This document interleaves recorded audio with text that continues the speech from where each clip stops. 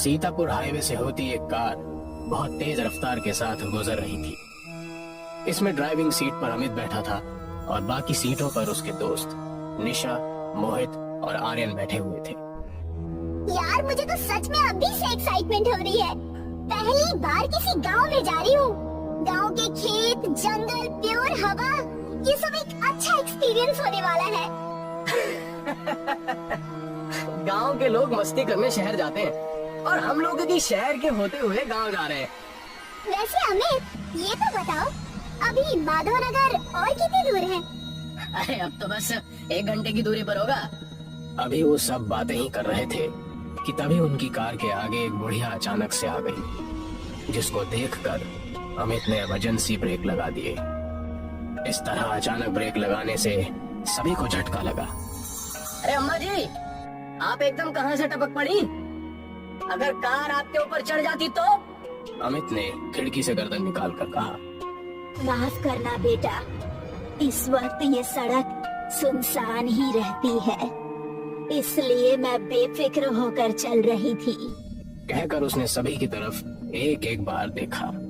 वैसे तुम लोग इस वक्त कहाँ जा रहे हो? वो भी इस रास्ते से? हम मेरे गांव जा रहे हैं, माधवनगर। क्यों, इस रास्ते पर इस वक्त जाने में कोई खतरा है क्या? बेटा, जिसका वक्त खराब होता है उसकी जान कभी भी खतरे में पड़ सकती है। देखते हैं तुम्हारा वक्त कैसा चल रहा है। बहुत ही अजीब बुढ़िया है। अमित, तुम आगे चलो। निशा की बात सुनकर अमित ने कार आगे बढ़ा दी। बुढ़िया अभी भी खड़ी उनकी कार को ही देख रही थी।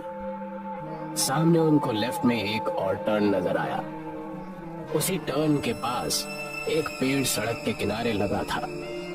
बुढ़िया ने अपनी तेज लाल चमकती निगाहों से उसकी तरफ जैसे ही देखा, पेड़ अपने आप हिलने लगा और जैसे ही उनकी कार करीब पहुंची, वो पेड़ जमीन पर गिर गया। इससे उनका रास्ता बंद हो गया। अमित ने फिर से ब्रेक लगाए। चारों कार से निकले और देखा तो रास्ता एकदम ब्लॉक हो गया था। अरे अरे यार, ये तो बहुत बड़ी प्रॉब्लम हो गई। अब हम क्या करेंगे? इतना बड़ा पेड़ है, इसको हटा भी नहीं सकते। अब अमित ने उस रास्ते की तरफ इशारा करते हुए कहा, अब तो यही रास्ता है। हो सकता है ये आगे जाकर हाईवे पर निकल जाए। अबे मुझे तो नहीं लगता, ये तो है भी बहुत छोटा और जंगल के अंदर से होता हुआ जा रहा है। अरे कोई बात नहीं, देखा जाएगा। चलो इसी से होकर चलते हैं। चारों कार में वापस बैठे और उसी टर्न पर कार लगाकर आगे बढ़ने लगे। ये देखकर दूर खड़ी बुढ़िया मुस्कुरा रही थी। जंगल में जंगली जानवरों की डरावनी आवाजें आ रही थीं, जिनको सुनकर थोड़ा बहुत डर सभी को लग रहा था। तभी अचानक से कार का टायर फट गया और उनकी कार डगमगाकर एकदम से रुक गई। अरे यार, अब ये क्या हो गया? चारों घर से बाहर निकले तो देखा कि टायर पंचर नहीं हुआ बल्कि फट गया है। लो, ये हो गया सोने पे सुहागा। अरे यार, आज सुबह किसकी शक्ल देखी थी जो बार बार रास्ते में रुकावट आ रही है? हा? तभी अमित के पीछे किसी को देखकर वो तीनों डर गए और उनकी आंखें फटी की फटी रह गईं। क्या हुआ? तभी अमित को एक भयंकर आवाज सुनाई दी, जिसको सुनकर वो एकदम से पीछे की तरफ पलटा। उसके पीछे एक बहुत ही भयानक दरिंदा खड़ा था। उसके हाथ और पैर के पंजे भेड़िए के जैसे थे। बाकी शरीर इंसानों के जैसा था और चेहरा भी भेड़िए के जैसा ही था। मुंह से बाहर निकलते हुए दांत उसको और भी भयानक दिखा रहे थे। अमित जैसे ही चिल्लाया, उसने उसकी गर्दन पर मुंह मारा और उसका मांस अपने दांतों में लेकर चबाने लगा। अमित की गर्दन आधी खत्म हो गई और वो अधमरा होकर जमीन पर गिर पड़ा। वो जमीन पर बैठकर अमित के शरीर पर टूट पड़ा और उसका मांस खाने लगा। उसकी चबड़ चबड़ की आवाज और अमित के चिल्लाने की आवाज जंगल में गूंजने लगी। अमित के शरीर का खून जमीन पर बहने लगा। बाकी बचे तीनों ये खौफनाक मंजर देखकर वहां से भाग निकले। काफी देर तक भागने के बाद आखिरकार वो थक गए और एक जगह जाकर रुके। कितना भयानक था वो। उसने अमित को कितनी बेरहमी से मार दिया। मैंने सोचा भी नहीं था कि इतनी आसानी से हम हमारा एक दोस्त खो देंगे। तीनों की आंखों में आंसू आ चुके थे। सब कुछ बहुत ही जल्दी में हुआ। जिस पेड़ के नीचे वो खड़े थे, अचानक से उस पेड़ के ऊपर से एक हाथ आया जिसने आर्यन का गला पकड़ा और उसको ऊपर खींच लिया। आर्यन! आर्यन! दोनों डर कर चिल्लाए और ऊपर देखा तो वही दरिंदा पेड़ की डाली पर आर्यन को दबोचे बैठा हुआ था। उसने आर्यन के कंधे पर जैसे ही दांत गाढ़े, उसकी चीख निकली।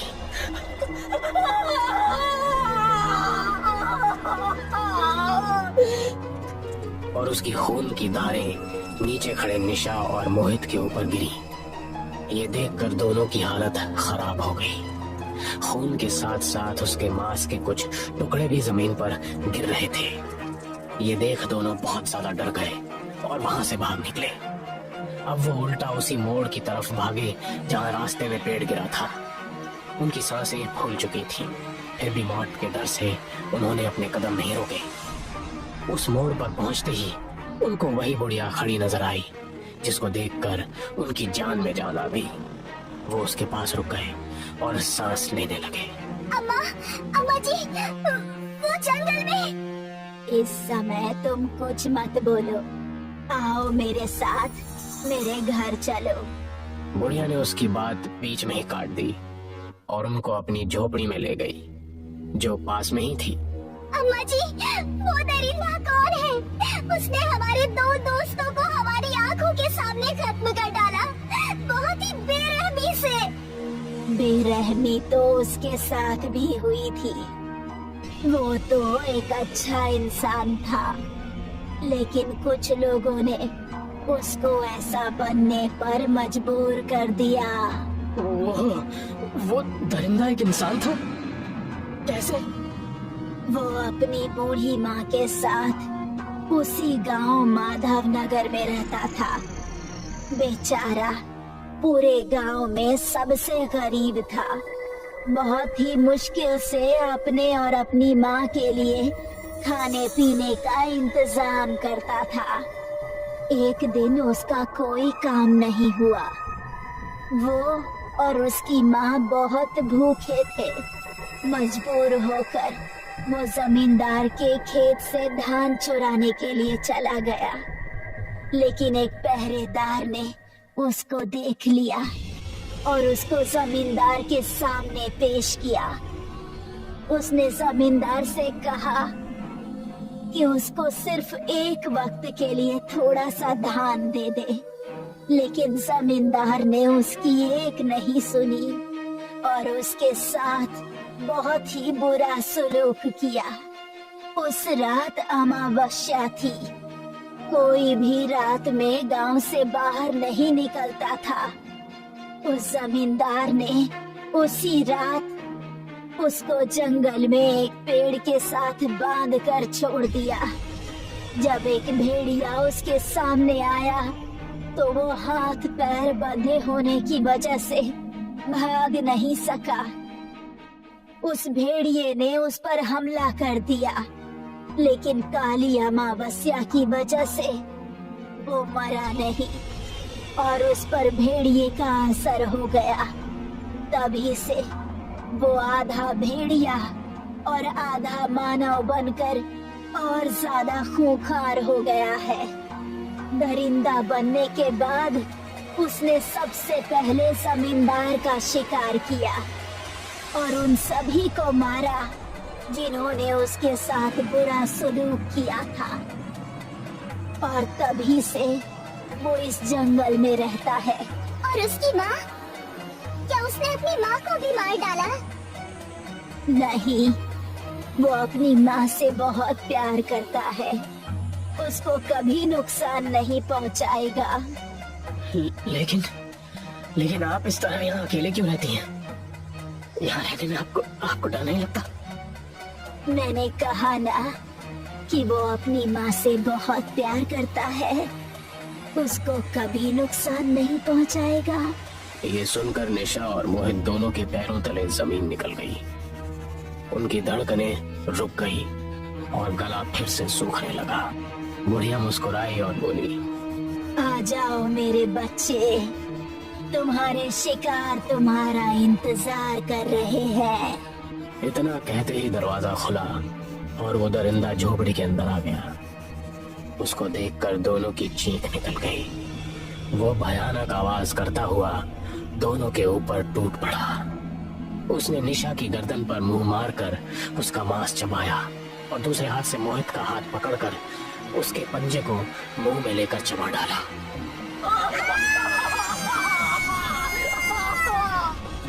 दोनों के मुंह से दर्दनाक चीखें निकलने लगी।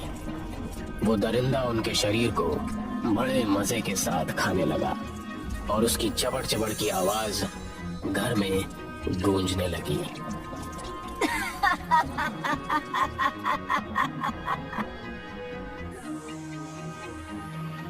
अरे अम्मा, देख कर नहीं चल सकती क्या है? अभी कार आप पर चढ़ जाती।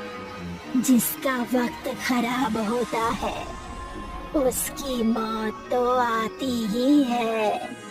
देखते हैं तुम्हारा वक्त कैसा चल रहा है। अगर आप लोगों को ये वीडियो अच्छा लगा हो तो प्लीज़ इस चैनल को सब्सक्राइब करें और ज़्यादा से ज़्यादा शेयर करें और बेल आइकन को भी प्रेस कर दें। Thank you.